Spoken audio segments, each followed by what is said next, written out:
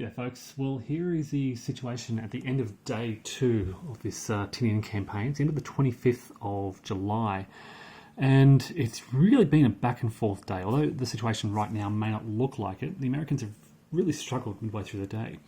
They start off the morning pretty quietly, trying to kind of reorganize their forces. We had the 25th Regiment out here on the right, taking care of the rest of the Imperial Naval Defenders out here, a lot of artillery pieces and their defenders. That was cleared up by about midday. Then they swung around and began to push against the Japanese. Now, around about the same time they were doing that, around midday, 1 p.m, some of these Japanese formations from down south around Tinian town arrived. This is what we had these yellow and green formations. Yellow formation arrived out here on the left, out here, green on the right. And they both launched a counterattack on the American forces and managed to inflict a few more casualties, this time on the 23rd Regiment, who were kind of caught between them around here. So they suffered some additional casualties, which pushed up the American losses to 8 companies, giving the Japanese a total of 16 victory points from those, plus 4 from an event, up to 20 victory points. But once the sort of advanced companies of the 2nd Marine Division from the 8th Regiment, these yellow banded formation out here, once they began to arrive, they hit the Japanese lines quite hard here. 25th Regiment began to move down here and also hit this Japanese formation, and basically they overwhelmed the Japanese with superior firepower. And by really they had a string of good turns around the 1,500, 1,700 turns just before nightfall, and really inflicted a lot of company losses on the Japanese. And not wanting to kind of let them off, the fighting really continued throughout the night turns. There were no division activations, but there were still a few formation activations to keep that fight going. So you can see a lot of fighting going on around here. The Americans pushing the Japanese back through the hills here, and then the remnants of this this formation out here on the left, this yellow banded formation. I think there's only 1 or 2 companies left, perhaps just 2, sorry, out here under this stack. Now the Japanese have tried to defend Mount Lasso. They brought all these formations up from Tinian Town. They tried to establish, and in fact they did establish a pretty good defensive line by midday. And they were hurting the Americans, as I said, but that brought everything up to the north. And when an American counterattack struck in the afternoon, the Japanese faltered. Now they're a little bit worried because they don't have much behind the lines. If I kind of zoom back a bit, you can see there are a few guns behind the lines there. Tinian Town has basically been emptied of its defenders.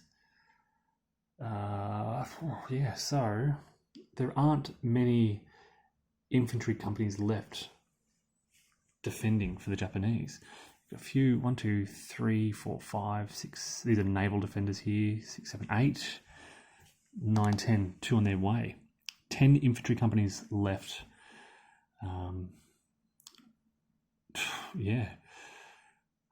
So, as I said, what does this mean for victory? Well, the Japanese have inflicted some heavy losses on the Americans. They're sitting at present on 20 victory points. They are very close to that automatic victory. They can get up to 29 victory points. The game is over and they win. So 5 more company casualties among the Americans and the Japanese would win. But they are so weak now and reduced. I don't like the chances of that happening. What they're trying to do now is delay the Americans to prevent them getting too much of a victory point subtraction. So if we look up here, if they can, well, the Americans need to clear the island by July 28th to subtract 20 victory points. That'll bring it down to 0. Actually, no, sorry, that's a lie. To get a minor American victory, they need to subtract 3 from that. So as long as they clear the island by the July 31st, it's -3. That'll give them a minor American victory. I like their chances of doing that. I would say they may clear the island this coming day, the 26th of July, if not the day after the 27th. Once they clear Mount Lasso here, once they clear this sort of little pocket of Japanese defences, there's not much behind the line to slow them down. We have not had any 2nd Marine Division casualties at all. So they've been very healthy. You can see they've moved along to the west side of the island. Now this is sort of contrary to what happened historically. Historically, I think it was the 2nd Marine Division on the eastern half of the island and the 4th Marine Division on the west. But as I said earlier, we had elements of the 4th Marine Division really focused on eliminating these defenders out here in the east, and then pushed around here. And 2nd Marine have come straight to the beaches and down this road, and have done really well to hit the Japanese hard in strength. I guess there's a bigger story here, and that's around dispatch points and formation momentum. The Americans were pretty quiet early in the day. As I said, some 25th Regiment activations here, and they were building up their dispatch points. And when the 2nd Marine Division began to arrive, they could afford to spend a few formation and division activations to hit the Japanese really hard just after their counterattack. And yeah, that was critical in eliminating those Japanese companies. They're also at 0 fatigue. So there weren't a lot of division activations throughout the day. There were a lot of little formation activations. I'm picking and choosing my formations based on the situation. 23rd Regiment was really good in the middle here. They were sort of swinging back and forth to, deal with the Japanese on either side. They did lose those companies, as I said. But, just through those separate formation activations, things were, moving along quite smoothly.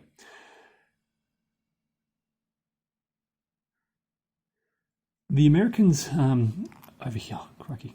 The Americans were saved a few times by some fortuitous events. So you may notice under here we've got a hero there. Where was the other hero? Another hero there. Both of these times, the Americans, the event role was an American hero. And I think both of those times, those heroes, when you place a hero, you remove all disorganization and negative effects markers. And I think those American units were really close to disintegrating when these heroes arrived and rallied their troops. So that could have been 2 more American casualties had those heroes not appeared. We've also saw a few Japanese heroes arrive, but the timing wasn't as good. The Americans, when they pile up these disorganization points on the Japanese, they hit them so hard that you can see around here, they're focusing their efforts here. This unit has 4 disorganization, 1 more point, and that's a dead company, 2 points, and that's 2 dead companies, and that's all the Western opposition gone. At the end of the first day, I thought the Americans were done for. Midway through this second day, I was even more sure of that. It's only really been the last 3 turns in a row, the sort of 1300, 1500, 1700 turns that this 2nd Marine Division has hit and turned the tide quite suddenly. So the Americans have, buoyed confidence, haven't suffered a casualty since that Japanese counterattack, and I'm thinking they may not suffer any more casualties just because the Japanese strike power is gone, their big formations are gone. Green formation eliminated, red formation eliminated, blue formation eliminated, I think. I don't think there's anything left around here. These are all just small supply company, headquarters company. These are naval companies, very weak, can't do much. There's this company over here. These are the 2 yellow banded Japanese companies, but as I said, 2 more hits and they're gone. The Japanese can't strike with much left. So, I'm about to start the 0500 turn on the 26th of July, and I will report back on how that goes